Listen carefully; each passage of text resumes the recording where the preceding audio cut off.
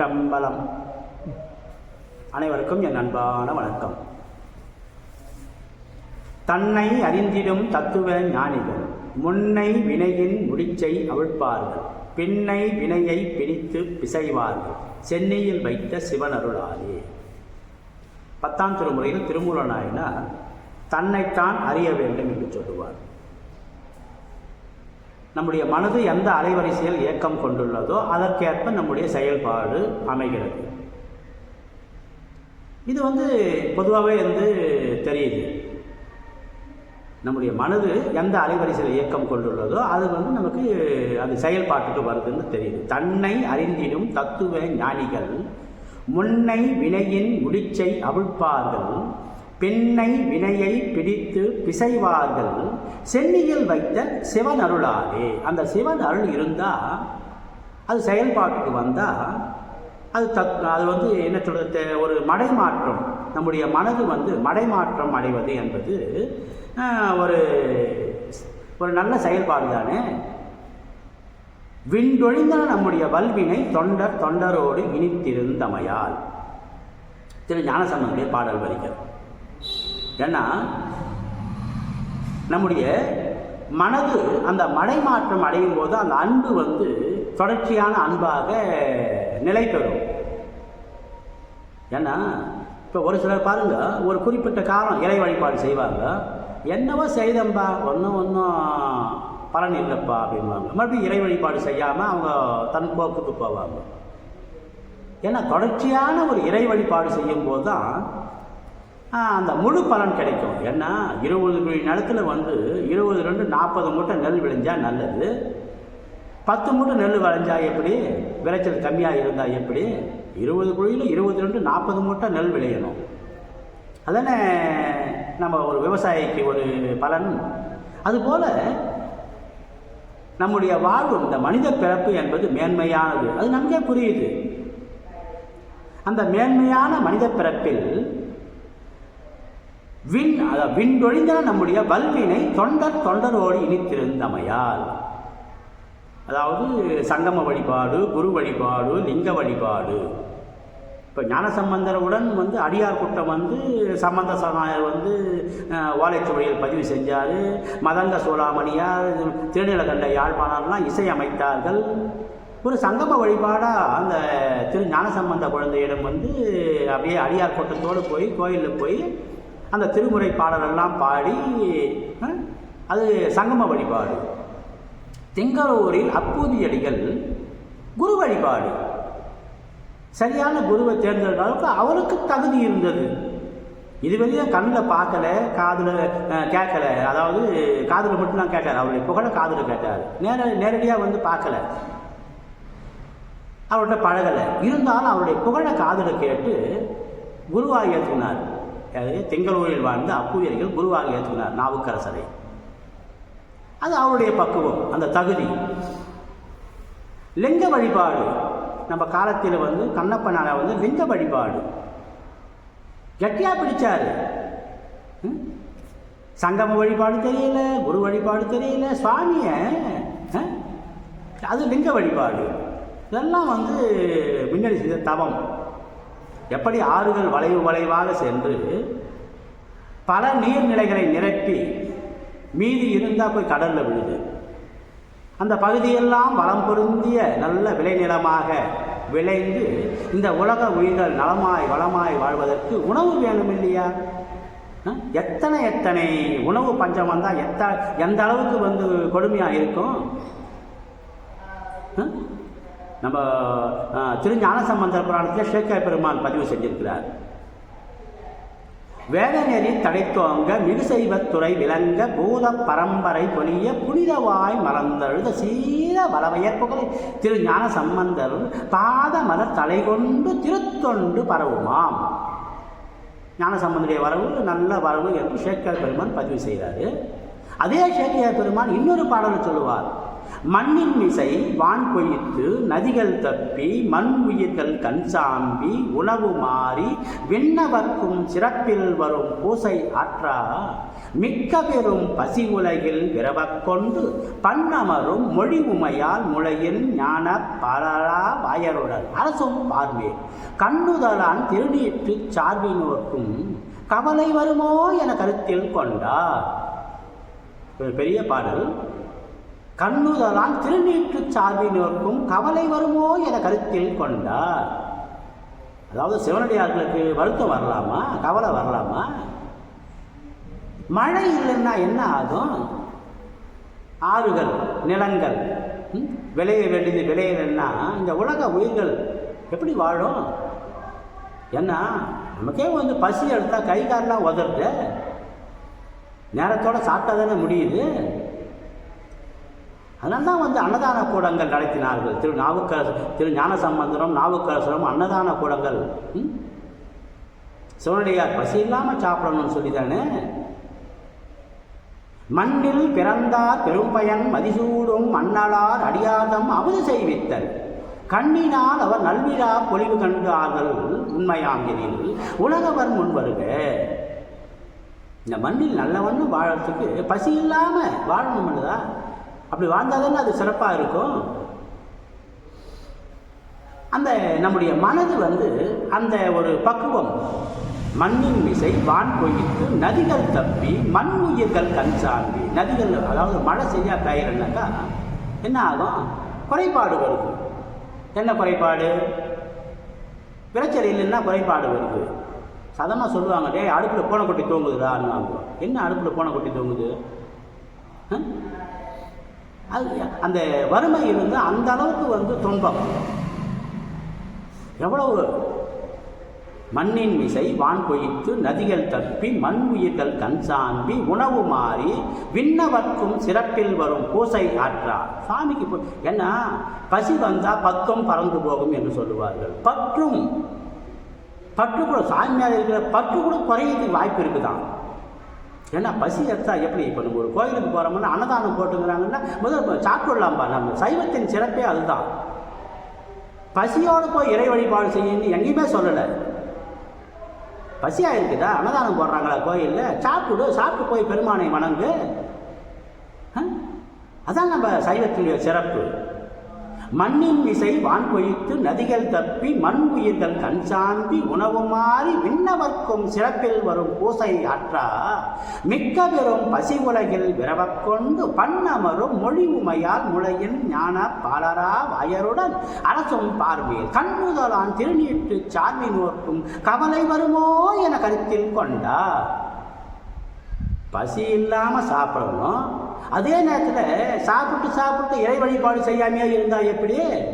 பெருங்குளர் காலை மூழ்கி பித்தற்கு பத்தராகி அரும்பொடு மலர்கள் கொண்டாங்கு ஆர்வத்தை உள்ளே வைத்து விரும்பி நல்விளக்கு தோபம் விதியினால் இடவல்லார்க்கு கரும்பினில் கட்டி போல்வார் கடவுர் வீரட்டனாரே. உண்பதர் முன் மலர்பறித்திட்டு உண்ணாராயில். இந்த வார்த்தைகள்லாம் நல்லா கவனிக்கணும். திருமுறை பாடலில் சாப்பிட்றதுக்கு முன்னையே ஒரு பூவை வச்சு வணங்கிட்டு போய் சாப்பிடுன்னு சொல்லுது ஒரு பாட்டில். இன்னொரு பாட்டில் முதல்ல சாப்பிடுன்னு சொல்லுது. பசியாக இருந்தா எப்படி? அதான் அந்த இறை வழிபாடு செய்கிறது ஒரு முக்கியம். அதாவது நம்முடைய மனது மடைமாற்றம் அடைய வேண்டும். மெய் வாய் கண் மூக்கு செவி மடைமாற்றம் அடைந்து, ஒரு சிலர் சொல்லுவாங்க அடக்கி ஆறணும்ப்பா அப்படின்வாங்க, ஐம்புலனை அடக்கி ஆறணும் அப்படின்னு சொல்லுவாங்க. அப்படி இல்லை. கடவுள் படைப்பில் நமக்கு மெய் வாய் கண் மூக்கு செவி எந்த அளவுக்கு கொடுத்துருக்காரு, எத்தனை பேச முடியுது, எத்தனை திருமுறை பாடலை பாட முடியுது. பொன்னலம் கழனி புதுவிரை மருவி பொறி வரி வண்டு இசைபாட அன்னலம் கமல தவிசின் மேல் உறங்கும் அளவன் உலவிட செந்நெல் கழனி சே திருமுல்லை வாயிலாய் திருப்புகழ் விருப்பால் பன்னல தமிழால் பாடுவோர்க்கு அருளாய் பாசுபதா பரங்குறே. பல நலங்களை கொடுக்கக்கூடிய இன்தமிழால் பாடுவோருக்கு, பாடுறவங்களுக்கு மட்டுமில்லை, ரெண்டு காதில் கேட்கலன்னு நமக்கும் சுந்தரர் அவருக்கு மட்டும் கேட்கல, பன்னல தமிழால் பாடுவோர் கருளாய் பாசுபதா பரங்குவரே, அந்த துன்பத்தை நீக்கி அருளுங்கள் என்று சுந்தரர் அந்த பாட்டில் பதிவு செய்கிறார் இல்லையா? அந்த அந்த பதிவு, அந்த ஒரு அன்பு கலந்த அந்த மடை மாற்றம் வரும்போதே என்ன ஆகும்? அன்பு தானாக வருது. அந்த அன்பு தொடர்ச்சியான அன்பா. அதான் நம்மக்கிட்ட ஒரு தவக்குறைவு என்னன்னாக்கா, அந்த அன்பு தொடர்ச்சியான அன்பாக இல்லாமல் ஒரு 48 நாள் கோயிலுக்கு போக சொன்னாங்கப்பா, யாராச்சும் பெரியவங்க சொன்னாங்கன்னாக்கா ஒரு பழக்க வழக்கம் அதில் அந்த ஈடுபாட்டோடு செய்யும்போது அந்த பழக்கம் வழக்கமாக மாறிவிடும். அதான் கோயிலுக்கு போகிறதுடைய ஒரு பெருமை. அடியார் கூட்டத்தோடு போய் கோயிலுக்கு போய் வர்றதுனாக்கா அது நம்ம மறந்தாலும் அது மறக்காது. அதான் அந்த 48 நாள் போய் வந்துட்டு அதுக்கு பிறகு விட்டுட்டா எப்படி? இறை வழிபாடு தொடர்ச்சியாக செய்யணும் இல்லையா? எப்படி விவசாயி ஆடிப்பட்டம் பொய்த்தாலும் தைப்பட்டம் பொய்த்தாலும் மறுபடியும் பயிர் பண்ணுறாரு. எத்தனையோ குறைபாடுகள் இருக்கலாம், இருந்தாலும் மறுபடியும் பயிர் பண்ணுறாரு இல்லையா? விவசாயம் பண்ணுறாரு இல்லையா? அந்த அன்பு அப்போ என்ன ஆகும்? காதலருக்கு எய்ப்பினில் வைப்பு வாழ்க. சுவாமி கொடுப்பாரத்த. காதல் என்றால் எது? அன்பு. காதலருக்கு எய்ப்பினில் வைப்பு வாழ்க. விளையாத காலத்தில் விளையுது, இருப்பு இருக்குது. இப்போ புளிமயம் விளையுதுன்னாக்கா புளிமயம் விளையிற காலம் எப்போ? வருடத்தில் ஒரு மாதம், இது 11 மாதம் புளிமயம் இல்லை. ஆனால் இருப்பு வச்சுக்கிறோமே நம்ம வீட்டில். இல்லை தண்ணி எப்படி? அதுபோல் நமக்கு அந்த இருப்பாக வச்சுக்கிறோம். அந்த இருப்பாக வைக்கும்போது என்ன ஆகுது? நம்ம செய்ய வேண்டிய வேலையை செய்கிறோம். காதலருக்கு எய்ப்பினில் வைப்பு வாழ்க. சாமி கொடுப்பாரு. இந்த பிறப்புக்கு மட்டும் இல்லை, வரப்போகிற பிறப்புக்கும் சேர்த்து. கோப்பாடி ஓடாதே நெஞ்சம் மொழி கொத்தன், கோப்பாடி கோகரணம் குற்றாலம், கோப்பாடி பின்னைக்காய் நின்றாக் கிடங்கொடுக்கும் பேரருளான் பின்னைக்கான் எம்பெருமான் பேர். இந்த பிறப்பு மட்டும் இல்லை, வரப்போகிற பிறப்புக்கும் அந்த புண்ணியமாகப்பட்டது இப்பவே சேர்த்து வச்சுக்கணும். அதே மாதிரி பணிவுங்க. அப்பாலும் அடி சார்ந்தார் அடியார்க்கும் அடியேன். நம்ம 7ஆம் திருமுறை ஆசிரியர் சுந்தரமூர்த்தி நாயனார் என்ன அழகாக சொல்றார் பாருங்க. அப்பாலும் அடி சார்ந்தார் அடியார்க்கும் அடியேன். இப்போ நான் என்னுடைய தமிழாசிரியரை வணக்கம் சொல்கிறேன்னா, என்னுடைய தமிழாசிரியர் மங்களங்கழார். நம்ம பகுதியில் இந்த தொண்டை மண்டலத்தில் மங்களங்கழார், புளியமங்கலத்தில் பிறந்த மங்களங்கழார் ஊர்வலாக சென்று நடமாடும் பல்கலைக்கழகமாக ஆரம்ப வகுப்பு, அவ்வை வகுப்பு, சிற்றிலக்கிய வகுப்பு, பேரிலக்கிய வகுப்பு, நடமாடும் பல்கலைக்கழகமாக கல்வி பணியை செய்தாரே. ஒரு 60-70 வருஷத்துக்கு முன்ன 1936 56 வரையும் பதுற்றுப்பேட்டில் ஆசிரியர் பயிற்சி பள்ளியை ஏற்படுத்தி பல ஆசிரியர்களை உருவாக்கினாரே. தனி மனிதன். சுதந்திரம் வராதுக்கு முன்ன இந்த அளவுக்கெல்லாம் படிப்பு இல்லை. ஆங்கிலேய அரசு நமக்கு சரியான கல்வியை கொடுக்கவில்லை. இன்றைக்கெல்லாம் 5 கிலோமீட்டர் மேலே நடக்கவே தேவையில்லை குழந்தைங்க. அந்த அளவுக்கு இன்னைக்கு கல்வி சாலைகள். அப்போல்லாம் அது மாதிரி இல்லையே. ஊருக்கெல்லாம் ஒரு 10 பேர் படித்தவங்க இருந்தால் அதுவே பெரிய செய்தி. ஆங்கிலேய அரசு ஆண்ட காலத்தில். இப்போல்லாம் அப்படி இல்லை.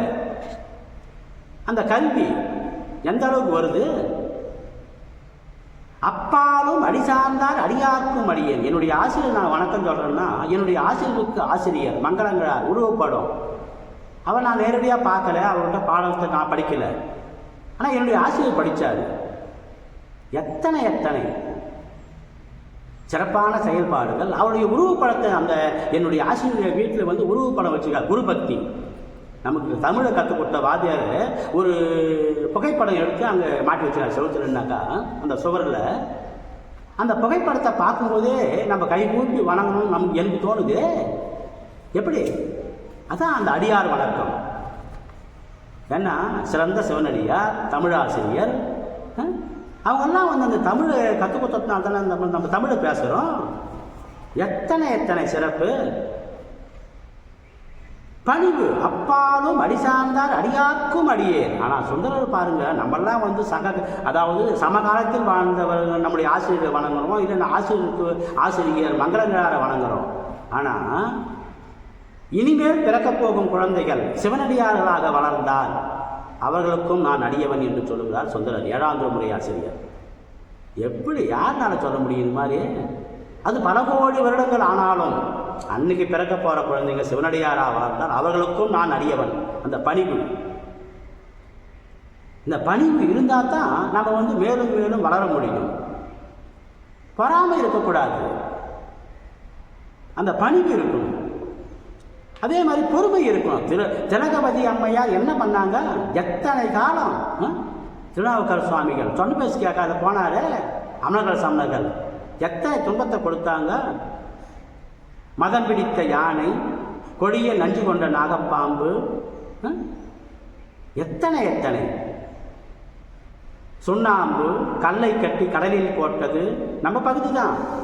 எங்க நம்ம திருவள்ளூருக்கு பக்கத்தில் திருப்பாசூர், நம்ம திரு ஆலங்காட்டுக்கு கிழக்க திருப்பாசூர் என்பது திருவள்ளூருக்கு மேற்க. சாம்பல் பூசுவர் தாய்ச்சடை கட்டுவர் ஓம்பல்மூ எருது ஏறும் ஒருவனார் தேம்பல் வெண்மதி சூடுவர் தீயதோர் பாம்பும் ஆட்டுவர் பாசூர் அடிகளே. தீயதோர் பாம்பும் ஆட்டுவர் பாசூர் அடிகளே. பாம்பு என்ன பண்ணோம்?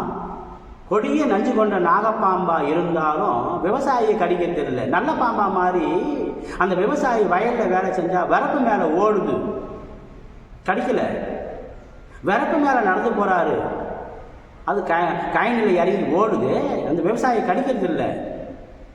இருமலும் சோகையும் ஈலையும் வெப்பும் தர்மம் செய்யாதவர் தம்பாலதாகும். உருமிடி நாகம் உரோணி கடலை தர்மம் செய்வார் பக்கல் சாராகினாவே. ரெண்டாவது வரி, முதல் வரி இரண்டாவது வரியும் வந்து குறைபாடு வரும். தர்மம் செய்யலைன்னா குறைபாடு வரும் சொல்லுது. உருமிடி நாகம் உரோணி கடலை தர்மம் செய்வார் பக்கல் சாராகிலாவே. திருமூலர் சொல்றாய்த்த உருமிடி நாகம், நல்ல கை கனங்கிற நாகப்பாம்பு கூட, கொடிய நஞ்சு கொண்ட நாகப்பாம்பு துண்டக்கானம் துணியக்கானம் ஓடுமா, கடிக்காது ஓடுமா. உருமிடி நாகம் உரோணி கடலை தர்மம் செய்வார் பக்கல் சாராகிலாவே. அப்படின்னா அதுலேருந்தே புரியுது இல்லையா? தர்மம் செஞ்சா எது, தர்மம் செய்யலன்னா எது தெரியுது இல்லையா? இருமலும் சோகையும் ஏழையும் வெப்பும் தர்மம் செய்யாதவர் தம்பாலதாகும். ஒரு 4 விதமான நோயை சொல்றார் திருமூலர். இந்த ஊன் உடம்புக்கு வர்ற நோய், இந்த ஊன் உடம்பில் உயிருக்கு வர்ற நோய், அது வேற பிறவி நோய். இதெல்லாம் வந்து ஒரு படிநிலைகள், நம்ம புரிஞ்சுக்கிறதுக்கு ஒரு படிநிலைகள். திலகவதி அம்மையார் வந்து எந்த அளவுக்கு அந்த பொறுமையாக இருந்து தன்னுடைய தம்பி வயிற்று வலி வர்றாரு, பெருவாழ்வு பெற்று நின்று திருநீர் எடுத்து பூசுறாரு. திலகவதி அம்மையார் இடத்துல அக்கா கிட்ட வாங்குறாப்புல தம்பி. புரியுது, அவங்கெல்லாம் வந்து தன்னைத்தானே உதாரணம் காமிச்சாங்க. ஏன் காமிக்கிறாங்க? நமக்காக அவங்க அப்படி அமைஞ்சது சுவாமியுடைய திருவருள். தன்னை, ஏன்னா இன்னொருத்தரை வந்து சொன்னால் எது எப்படியோ, தன்னைத்தானே அந்த திருமுறை ஆசிரியர்கள் தன்னைத்தானே உதாரணமாக காண்பித்து நாம் நலமாய் வளமாய் வாழ்வதற்கு தன்னையே உதாரணமாக. அந்த நாவுக்கரசுடைய பாடல் வரியெல்லாம் எப்படி வருது? சுந்தரருடைய பாடல் வரியெல்லாம் திரு நெல்வாயில் அறத்துறையில் பண்டே மிக நான் செய்த பாக்கியத்தால் பரஞ்சோதி நின்னாமம் பயிரப் பெற்றேன். பண்டேன்னா முன்னாடியோ, பண்டே மிக நான் செய்த பாக்கியத்தால் பரஞ்சோதி நின்னாமம் பயிரப் பெற்றேன். நாமம் என்றால் 5 எழுத்து. கருவாய் கிடந்தும் கடலே நினையும் கருத்துடையேன் உருவாய் தெரிந்து உந்தன் நாமம் பயின்றேன். பாருங்க, அதுலேயே நாமம், இதுலேயே நாமம். கருவாய் கிடந்தும் கடலே, கருவுற்ற நாள் முதலாக உன்பாதமே காண்பதற்கு உருகிட்டு என் உள்ளமும் நானும் கிடந்து அலைந்து எய்த்து ஒழிந்தேன். திருவொற்றியூரா, திரு ஆலவாயா, திரு ஆரூரா, ஒரு பத்திலாமயம் கண்டிரங்காய் திரு கச்சியகம்பனே. கருவுற்ற நாள் முதலாக உன்பாதமே காண்பதற்கு உருகிட்டு என் உள்ளமும் நானும் கிடந்து அலைந்து எய்த்து ஒழிந்தேன். திரு ஒற்றியூரா, திரு ஆலவாயா, திரு ஆரூரா, ஒரு பட்டிலாமயம் கண்டிரங்காய் திருக்கச்சி ஏகம்பனே. எத்தனை எத்தனை பாடல் வரிகள். அவர் போய் சொன்ன பேசி கேட்காத போய் அத்தனை வருட காலம் வீணாக்கினாரு. நம்ம பேசுகிறோம், ஆனால் எதுக்காக? நமக்கு உணர்த்துவதற்காக திருமுறை ஆசிரியர்கள் அப்படியெல்லாம் வந்து சுவாமியுடைய திருவருள். அத்தனை செயல்பாடுகள், அந்த பணிவு, எந்த அளவுக்கு பொறுமையாக இருந்தாங்க பார் திலகவதி அம்மையார். ஒரு தாய் பசங்க 8 குழந்தை 10 குழந்தை பிறக்குதுன்னாக்கா அந்த காலத்தில், இப்போ எல்லாம் 1 2 தான். அந்த காலத்தில் ஒரு குழந்தை 2 குழந்தை சொன்ன பேச கேட்கலன்னா அவங்ககிட்ட பேசத்தையே விட்டுடுறோம் நம்ம. அது சொன்ன பேச கேட்கலப்பா, நான் என்ன பண்ணுறது? அப்படி இல்லை. திலகவதி அம்மையார் அங்கே வான்னு சொன்னால் திலகவதி அம்மையார் அங்கே போகலையே. அமரர்கள் சமூகத்தில் போய் மத்தியசம் பண்ணல. அவருக்கு வயிற்று வலி வந்தது. இவர் அங்கே திருநாவுக்கர் சுவாமிகள் திலகவதி அம்மையார் திருவதிகை வந்தார். மருத்துவர் விட்ட நோயாளி வரணும் இல்லையா?